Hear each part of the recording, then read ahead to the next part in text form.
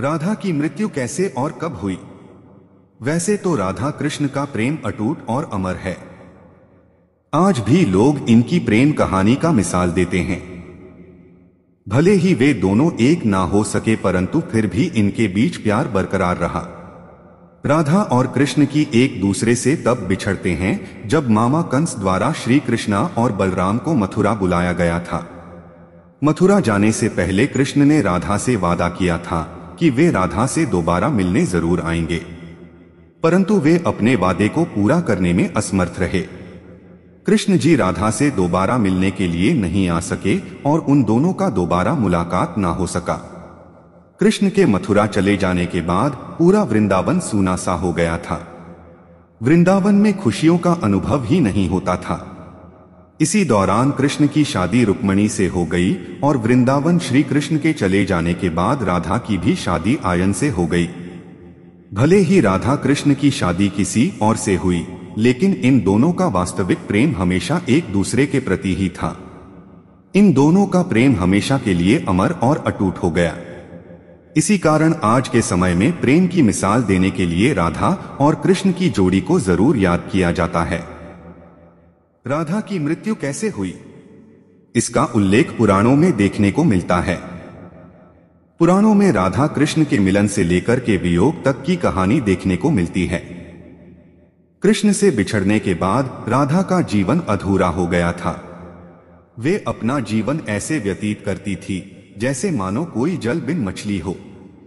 राधा ने अपना पूरा जीवन कृष्ण के प्रेम को समर्पित कर दिया था।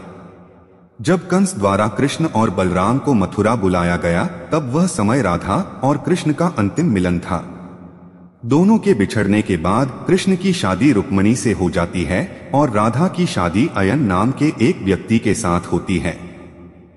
राधा की शादी होने के बावजूद भी राधा कृष्ण के प्रेम की दीवानी थी। अंत समय में जब राधा कृष्ण से मुलाकात करने के लिए द्वारका पहुंचती है, तो वह समय राधा की मृत्यु की कहानी से जुड़ा हुआ है। जब राधा कृष्ण से मिलती है, वे भावुक हो जाती है और कृष्ण को बांसुरी बजाने की आज्ञा देती है। इसी तरह राधा कृष्ण के साथ द्वारिका में गुप्त तरीके से रहने लगती है, परंतु एक दिन राधा कृष्ण से दूर जाने का निर्णय लेती है, क्योंकि राधा को ऐसा लगता था कि कृष्ण के हृदय में अपना स्थान पुनः स्थापित करने के लिए उनसे दूर जाना ही बेहतर होगा। इसी विचारधारणा के कारण राधा कृष्ण से दूर किसी जंगल में चली जाती है और कृष्ण को भी आवाज लगाकर बुलाती है। वह समय उन दोनों के मिलन का अंतिम समय होता है। एक दूसरे से बातचीत करते हुए कृष्ण राधा को अपनी इच्छा व्यक्त करने बोलते हैं, यानी कि कुछ मांगने के लिए कहते हैं। तब राधा कृष्ण से बांसुरी बजाने की मांग करती है। फिर कृष्ण राधा की बात को मानते हुए बहुत ही मधुर बांसुरी की धुन बजाते हैं। तब राधा कन्हैया के बांसुरी की मधुर धुन को सुनकर अपने आप को समर्पित कर देती हैं। बांसुरी की मधुर धुन सुनते सुनते राधा अपने शरीर का त्याग कर देती हैं और फिर उनके प्राण कृष्ण में ही समा जाते हैं। इस तरह राधा कृष्ण का प्रेम अमर हो गया।